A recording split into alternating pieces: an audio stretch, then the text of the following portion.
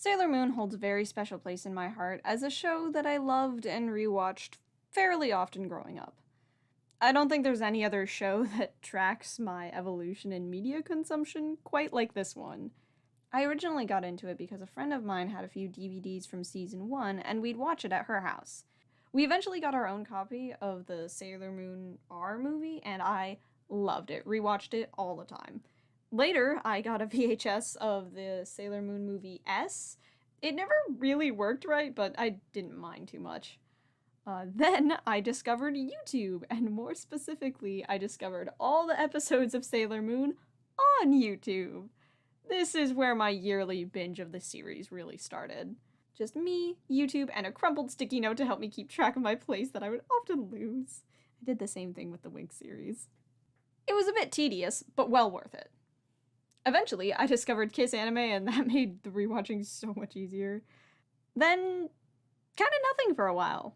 I fell out of the rewatch ritual around high school, I think? Recently, though, I rewatched the original Season 1 with the new dub. For those that don't know, they redubbed the original Season 1 of Sailor Moon to keep it more consistent with the subbed version. I think they're going through and doing this with like the movies and the other seasons as well. I don't know how far they are, but they're doing it. Now, I have no idea how long it's been since the last time I rewatched the show, but man, it was such a treat. It almost felt like I was rewatching it for the first time again. Some episodes I remembered, and others not so much. Some episodes, well, most episodes, still had that big moral focus, especially early on in the series, which was a little... I don't know, they didn't always handle it the best, but it was still mostly funny. Maybe not even as intended. Like, they had a whole episode dedicated to body shaming, and some parts they did well, some parts not so much. But the funniest part to me is the very obvious alien stuff that was going on that just no one was questioning. Like, they were bringing the girls into these...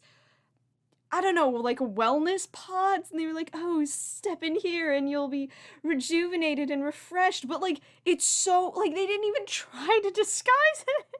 It looks, it's scary. I would never, could not in a box. Absolutely not. Some episodes were completely new to me as well, because they were just cut from the original dubbing, and I just never saw them in all my rewatches. And yes, I know the original 90s dub is a sin, I know it's awful, but nostalgic comfort is very effective against me. And some of the cut episodes actually kind of make sense, like the one where Luna gets the shit kicked out of her. I mean, what the heck? Why? And some cut episodes did not make any sense at all. Like Minako's backstory episode. I understand that it appears later in the series, but still. For those that don't know, in the 90s dub, Sailor Venus was the only one who didn't get an episode dedicated to her and her story. She literally just shows up as a deus ex machina, and then the plot just went into overdrive from there. The only bits of her personality that we see is how she interacts with the group, which is fun, and I love subtle storytelling as much as the next person, but it would have been so nice to see more of who she is as an individual before she played into the group's dynamic as a whole. I finally got to see this missing episode, and I really liked it.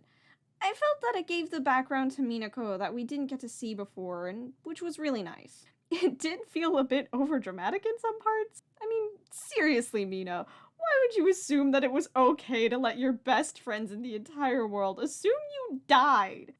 That's some big trauma you're putting them through. Like, I get you don't want to stand in the way of their love or probably see them be together, but I think whatever heart-wrenching conversation y'all could have had would have been a lot less emotionally scarring than literally faking your death.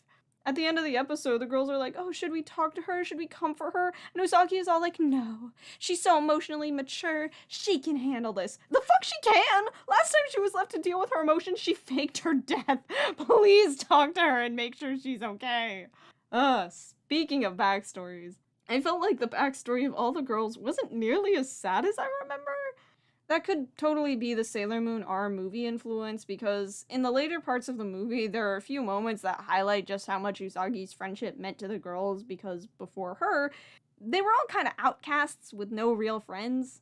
The anime took a much subtler approach to this, though. Like, some background character would mention how weird one of them was, or how they're, like, looked down upon, and the girl in question would look away, all clearly upset.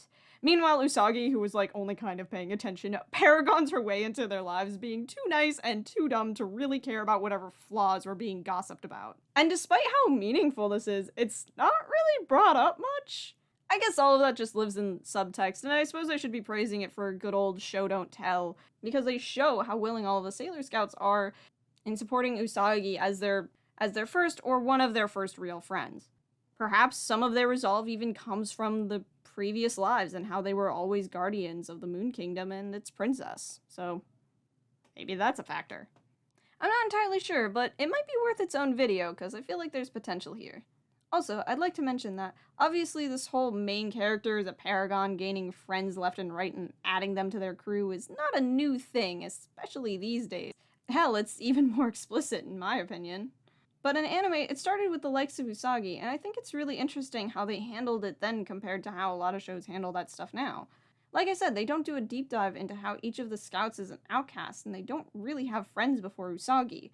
People don't really name it, and if they do, it's almost in passing, just a brief, oh, there goes Usagi making a new friend, or Usagi mentions that she made a new friend, and everyone's just like, yeah, okay, cool.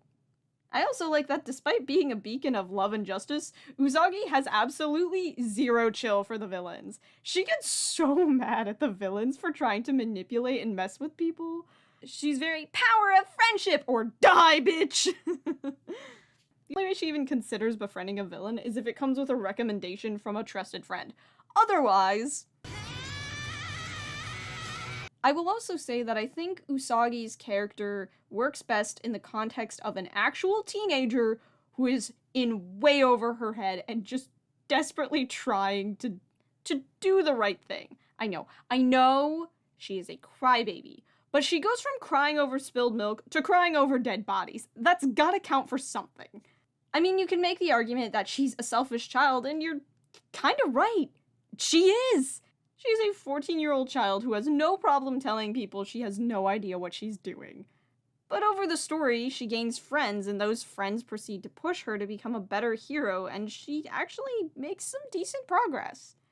Right up until Mamoru nearly dies in her arms and she remembers the trauma from her old life. Suddenly, her fears and whining go from, I don't want to do this, to, I can't watch my friends die. This is a real threat with real consequences, and the last thing Usagi wants is for anyone else to get hurt.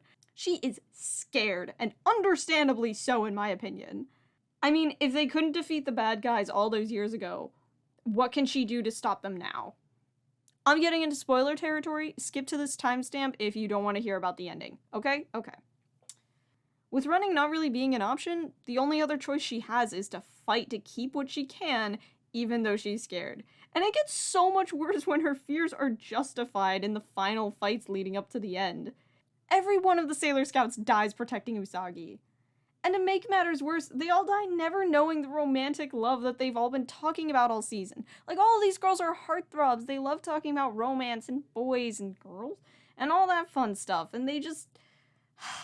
And they lament that too. Like, they have a whole conversation before going into battle about, oh, we're gonna be fine, we're gonna go chase after our loves and not live with regrets, and then they all die with that same regret, and it's really sad. Rei came close, but I think that doesn't really count because her relationship with Mamoru was always very one-sided and got binged super hard by the whole previous life and love thing he got with Usagi. She was clearly upset about it, but held it together because she knows her place in all of this. And moving on to the final battle itself, final battles in Sailor Moon are usually pretty hype for me. I'm not sure why watching everyone get the shit beat out of them only to scream and shoot rainbows at the bad guy gets me so excited, but it does.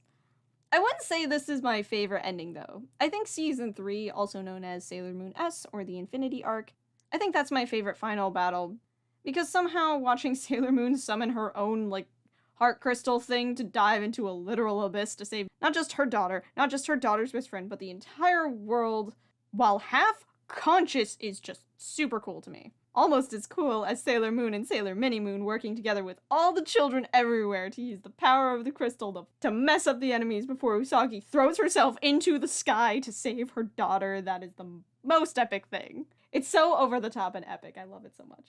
Look, I know everyone's going to be okay in the end, but that doesn't mean you can't mess them up in the process.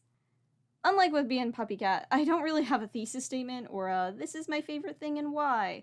I just felt like sharing my thoughts on the season as a whole since it's been a while since I've seen it.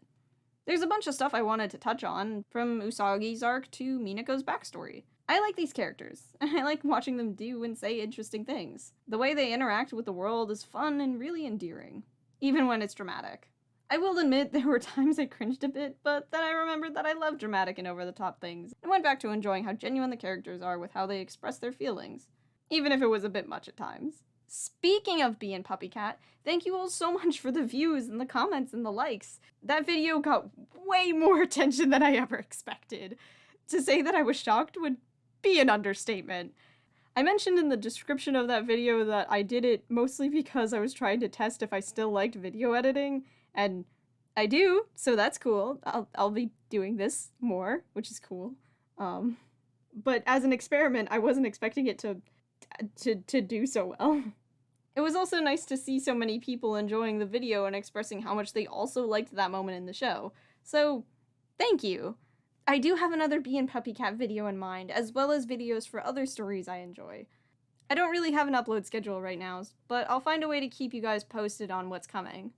If you have any suggestions for topics or dynamics that you'd like me to touch on, let me know. In the meantime, the next episode of the podcast should be coming out soon. I just have to edit it a bit.